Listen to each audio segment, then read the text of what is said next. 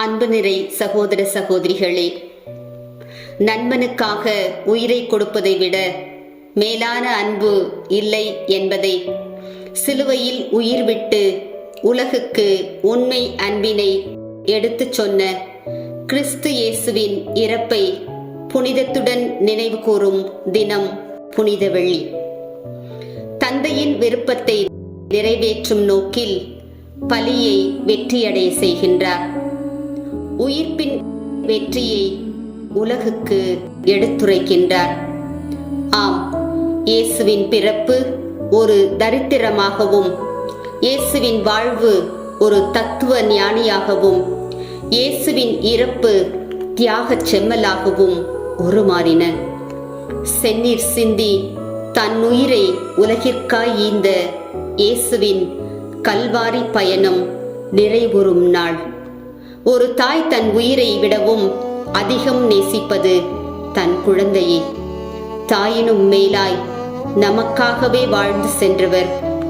அவமானத்தின் சின்னம், உலர்ந்து போன மரம், இவற்றிலிருந்து ஒரு புனித உடல் தொங்கவிடப்படுகிறது. கால்களிலும் கைகளிலும் காயப்படுத்திய ஆணிகளின் வலி ஒருபுறம், முள்முடி தரித்த வலி மறுபுறம், ஊரெங்கும் கூடி குற்றவாளியாக ஏளனமாய் பார்க்கும் வலி மறுபுறம், தன் பலத்தால் தாங்க முடியாத சிலுவை வலி மறுபுறம், தாங்க முடியா வலியையும் தந்தையின் விருப்பத்திற்காகவும் உலகினரின் அன்பிற்காகவும் தாங்கிக் கொண்டவரின் வலி மிகுந்த பாதை வெற்றியின் பாதை. இது மீட்பின் பாதை. தானே விரும்பி ஏற்று கல்வாரி மலையை அடைந்தார். வெறும் மரம் அல்ல, அது நம் பாவத்தையும் பலவீனத்தையும் குறிப்பது. விழுந்து எழுந்த அவரின் பாதை நம்மை பாவ நிலையிலிருந்து மீண்டு வர அழைக்கிறது. மனித தோற்றமே இல்லாத அளவிற்கு மிகவும் கொடூரமாக வதைக்கப்பட்டார். இயேசுவின் கடுமையான துன்பக்கலம் நம்மை மன்னிப்பு பெற அழைக்கின்றது. நம்மீது கொண்ட அன்பின் காரணமாய், தந்தையே, உம் கையில் என் உயிரை ஒப்படைக்கிறேன் என்று அனைத்தையும் துறந்த வெறுமை நிலையை அவர் கல்வாரி மலையில் விட்டுச் சென்றார். இயேசுவின் உடல் முழுவதும் வழிந்தோடிய திரு ரத்தம் உலக மக்கள் அனைவரின் மீட்பின் விலையாக சிந்தப்பட்டது. தம்மை தாமே வெறுமையாக்கி, தாழ்த்தி, ஒப்பு கொடுத்து, தலை சாய்த்து தம்மை கையளித்தார்.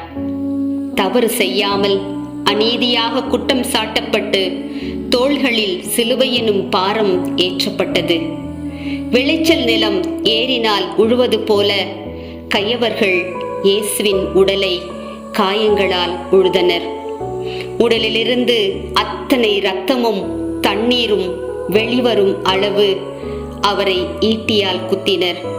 அந்நிலையிலும் அவர் அனைத்தையும் பொறுமையோடு தாங்கிக் கொண்டார். முல்லை மலராக்கவும், தேளை தேனாக்கவும், சாவை வாழ்வாக்கவும் திறன் படைத்த இறைமகன் அனைத்து சறுக்கல்களையும் மீட்பின் வழியை அடையும் பாதையாக்கினார். கல்வாரி பயணம் ஒரு நாள் அன்று நடந்த சம்பவம் அன்று. அது இன்றும் நாளையும் உலகம் உள்ளளவும் நினைவு கூற வேண்டிய நிகழ்வு. வாழ்வின் அருகே சாவென்று வருந்தியவரல்ல இயேசு, சாவின் அருகில் வாழ்வென்று மகிழ்ந்தவர். மனிதராக பிறந்த கடவுள் மனிதர் போல உயிர் விடுவது மணி உருவாதலின் உச்ச நிகழ்வு. பிறந்து வளர்ந்தது தொடங்கி யாவருக்கும் தான் எப்படியெல்லாம் இருக்க வேண்டும் என்ற முடிவுகள், திட்டங்கள், கனவுகள் அதிகம் நிறைந்திருக்கும். ஆனால் அவை அத்தனையும் இறப்பு என்ற ஒன்று ஒற்றை நொடியில் அழித்து விடுகின்றது. இறப்பு அனைவரையும் இவ்வுலகை விட்டும் பிடித்தவர்களை விட்டும் தனிமைக்கு அழைத்து செல்கிறது. இறப்பின் தனிமை என்பது யாவராலும் நினைத்து பார்க்க இயலாத ஒன்று. இத்தகைய இறப்பை தம் வாழ்வின் துணிவுடன் சந்தித்த இயேசு நமக்கும் அதனை துணிவுடன் சந்திக்க கற்றுத்தருகிறார்.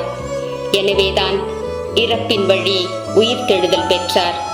இவர் வாழ்வோரின் கடவுள். ஆகவே நம்மை வாழ வைப்பார். நமக்காக கண்ணீர் சிந்தி, நமக்காக தம் உயிரை தந்து நம்மீது அளவில்லா அன்பை பொழிந்திருக்கும் இயேசுவின் கருணை கண்கள் நம்மீது என்றும் இருக்கும். இயேசுவை போன்று ஒருவர் மற்றவருக்காக துன்பங்களை துணிவோடு ஏற்க வேண்டும் என்பதைத்தான் இந்த புனித வெள்ளி நமக்கு உணர்த்துகிறது. அடுத்தவரின் துன்பம் தீர்க்க துடிக்கும் அருட்கருணையே மனிதநேயம். இயேசுவை போல இந்நாளில் பிறர் துன்பம் நீங்க நம்மை இழக்க தயாராகும். சிலுவை தரும் நம்பிக்கை மிக ஆழமானது, வலிமை மிக்கது. தனக்கென வாழாமல் பிறர்க்கென வாழ்பவர்களால் தான் இவ்வுலகம் இயங்குகிறது என்கிறது புறநானூறு. இதற்கு உரு தந்தவர் இறைமகன் இயேசு கிறிஸ்து.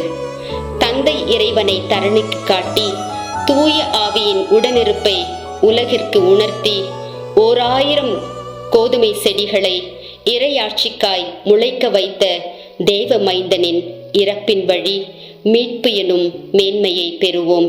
சிலுவையே நமக்கு வெற்றி.